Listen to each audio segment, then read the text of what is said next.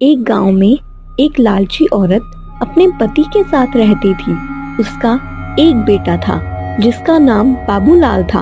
वह कोई काम धाम नहीं करता था, बस पूरा दिन गांव में इधर उधर मंडराता रहता था।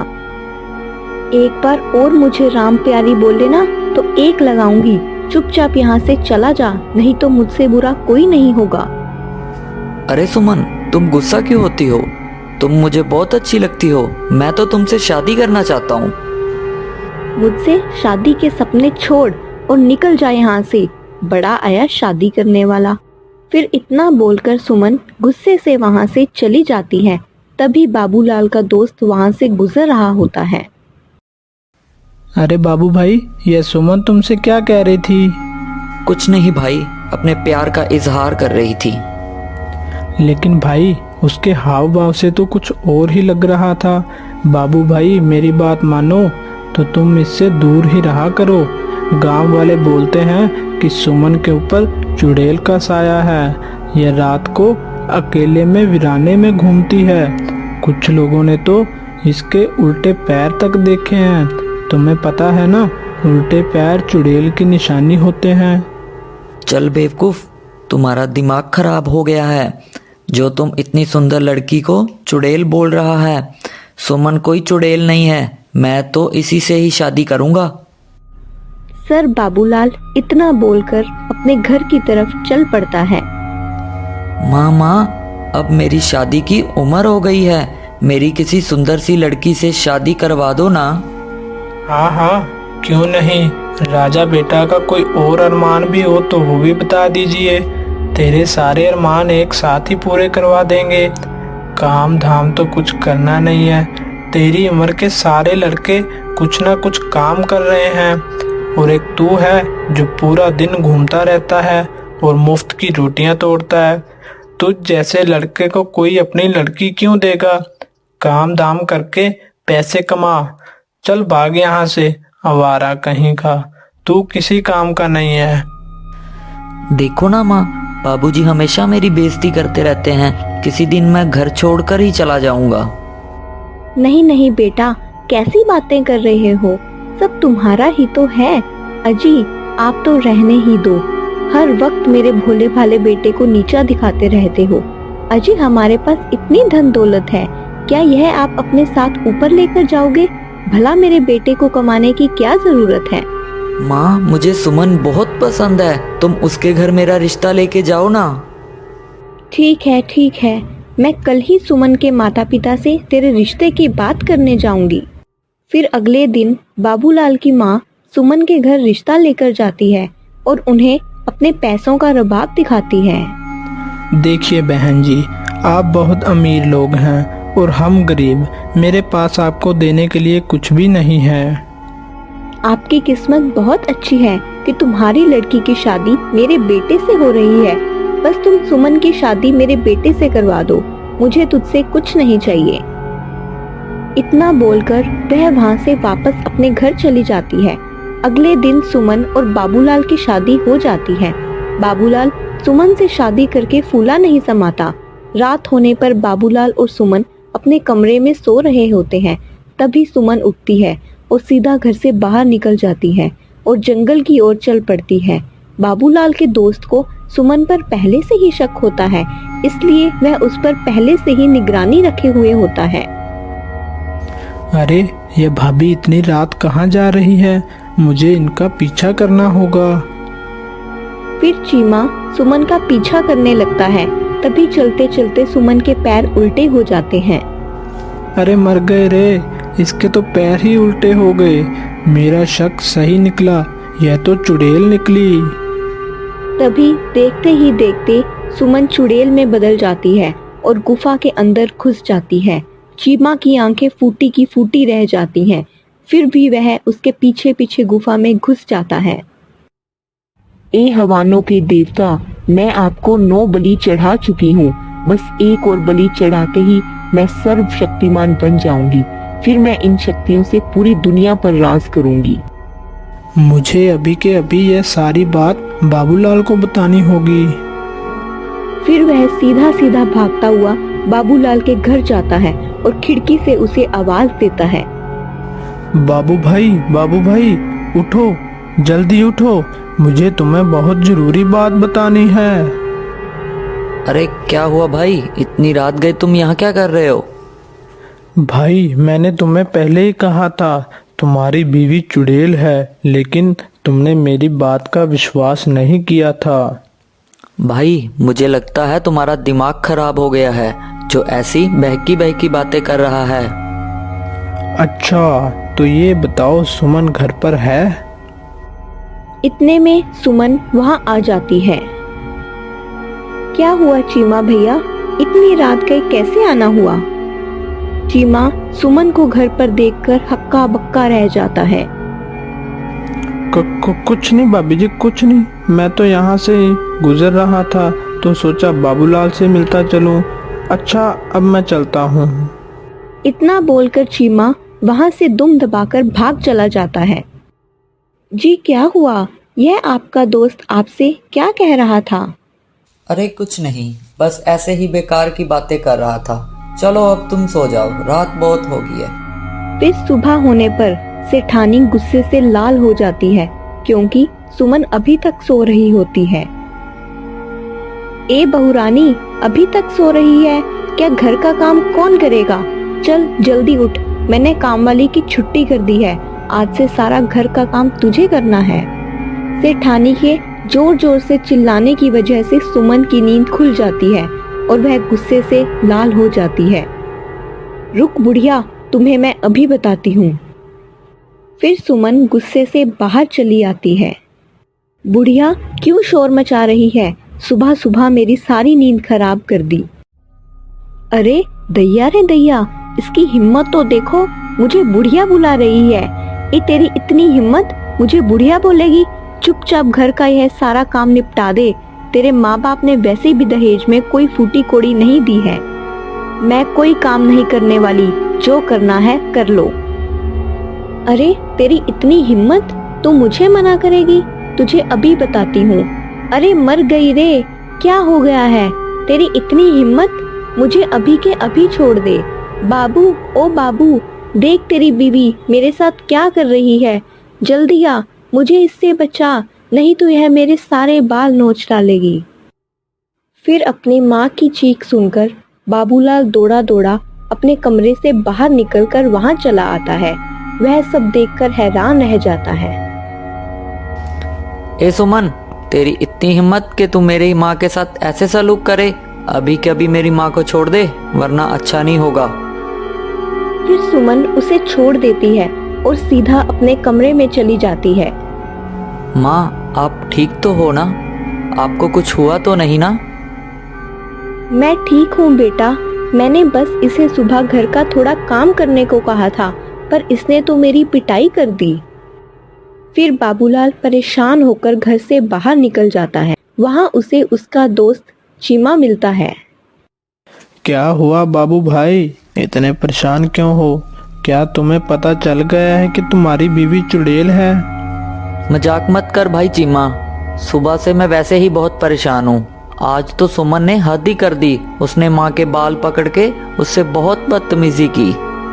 भाई मैंने तो पहले ही कहा था कि सुमन कोई साधारण लड़की नहीं है, उसके ऊपर चुड़ैल का साया है। एक बहुत आसान रास्ता है मेरे पास। अगर तुम उस चुड़ैल के सामने आईना रख दोगे तो तुम्हें उसकी असलियत आईने में दिख जाएगी। फिर वह दोनों अपने अपने घर की ओर चल पड़ते हैं। रात होने पर बाबू सुमन के लिए एक गजरा लेकर घर पहुंच जाता है। अरे भगवान, तुम कहाँ हो? देखो आज मैं तुम्हारे लिए क्या लेके आया हूँ। सुमन वहां आती है और गजरा देखकर बहुत खुश हो जाती है। फिर वह गजरा अपने बालों में लगाकर शीशे के सामने पहुंच जाती है। तभी उसके पीछे पीछे बाबूलाल पहुंच जाता है। सुमन जैसे ही अपने आप को शीशे में देखती है, उसकी असलियत शीशे में दिखाई देने लगती है। बाबूलाल की आंखें फटी की फटी रह जाती हैं। वह उसे देखकर बहुत डर जाता है। हे भगवान, मैं किस मुसीबत में फंस गया? ये तो सच में चुड़ैल निकली। अच्छा हुआ तुम्हें मेरी असलियत के बारे में पता चल गया। मैं आज रात को तेरी ही बलि देने वाली थी। अरे ये तो चुड़ैल निकली, भागो अपनी जान बचाकर, भागो चीमा भाई, मुझे बचाओ, मेरी बीवी तो चुड़ैल निकली, तुम सही ही कहते थे, हाय रे मर गया। फिर वह सीधा भागता भागता अपने दोस्त चीमा के घर पहुंच जाता है। चीमा भाई जल्दी से दरवाजा बंद कर दो, तुम सही कहते थे, सुमन तो चुड़ैल है, मैंने उसकी असलियत आईने में देख ली है और वह अब मुझे नहीं छोड़ेगी। अजी मुझे लगता है आपका यह दोस्त अपने साथ हमें भी मरवा कर छोड़ेगा। तुम अभी के अभी इसे घर से बाहर निकालो, नहीं तो इसकी पत्नी इसका पीछा करते करते यहाँ पहुँच जाएगी। तभी जोर जोर से दरवाजा खटखटाने की आवाज आने लगती है। वह सब लोग डर जाते हैं। अरे दैया रे दैया, लगता है इसकी पत्नी इसका पीछा करते करते यहाँ पहुँच गई। चीमा भाई गलती से भी दरवाजा मत खोलना, नहीं तो वो चुड़ैल हम में से किसी को भी नहीं छोड़ेगी। अरे मर गए रे बाबू भाई, भाभी तो चुड़ैल बनकर हमारे दरवाजे पर खड़ी है, अब क्या करें। अरे मैं तो कहती हूँ बाबूलाल को उठाकर घर से बाहर फेंक दो। वह चुड़ैल इसी की तलाश में यहाँ पर आई है। बहुत शौक चढ़ा था ना इसे सुंदर लड़की से शादी करने का, अब भुगतो। चलो बाबूलाल भाई, अभी के अभी मेरे घर से बाहर निकलो, चलो चलो चलो। नहीं नहीं, मैं कहीं नहीं जाने वाला, मैं अकेला नहीं मरूंगा, अगर तूने मेरा साथ नहीं दिया तो मैं तुम्हें भी साथ लेके मरूंगा। अरे दैया रे दैया, यह तो अपने साथ हमें भी बनवा कर छोड़ेगा। अजी आप ही कुछ कीजिए ना। बाबू भाई मेरे घर में छोटे छोटे बच्चे भी हैं, अगर ये चुड़ैल इस घर में घुस गई तो हमारे साथ हमारे बच्चों को भी मार देगी, कृपा करके तुम इस घर से निकल जाओ। ठीक है दोस्त, मैं अपनी वजह से तुम्हारे मासूम बच्चों की जान खतरे में नहीं डाल सकता, चलो ठीक है, अभी के अभी मैं इस घर से चला जाता हूँ। शुक्र है भगवान का, इस आफत से जान तो छूटी। रुको दोस्त, अगर मरना ही है तो मैं भी तुम्हारे साथ मरूंगा। राधा तुम अंदर अपने बच्चों के पास चली जाओ, मैं अपने दोस्त को यहाँ अकेला नहीं छोड़ सकता, मुझे अपनी दोस्ती निभानी होगी। अजी आप क्या पागल हो गए हो? वे चुड़ैल एक ही बार में आपकी जान ले लेगी। आप इसकी वजह से खुद को मौत के मुंह में क्यों धकेल रहे हो? अगर आज मैंने अपने दोस्त का साथ नहीं दिया तो यह दुनिया कभी भी किसी की दोस्ती पर एतबार नहीं करेगी। अगर अपनी दोस्ती साबित करने के लिए अपनी जान भी देनी पड़ी तो मैं दे दूंगा।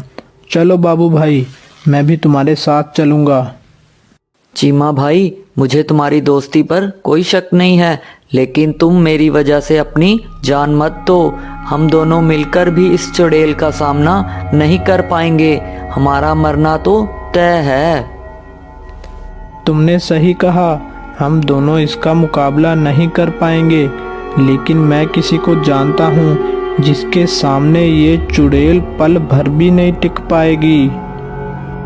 तभी चीमा भागकर घर में बने मंदिर की ओर चला जाता है। हे महाबली हनुमान, हम आपके बिना इस चुड़ैल का सामना नहीं कर सकते। आज फिर से एक बार बुराई को हराने के लिए हमें आपकी जरूरत है, कृपा करके हमारे साथ चलिए महाबली। चलो भाई, अब इस चुड़ैल को सबक सिखाने का वक्त आ गया है। अरे वाह वाह, हम दो नहीं हैं चुड़ैल, हम 3 हैं। बोलो महाबली हनुमान की जय, सियापति भगवान रामचंद्र की जय, पवन सूत हनुमान की जय। अरे अरे मर गई रे, यह तूने क्या कर दिया? हे भगवान मुझे क्षमा कर दो, मुझसे बहुत बड़ी गलती हो गई है।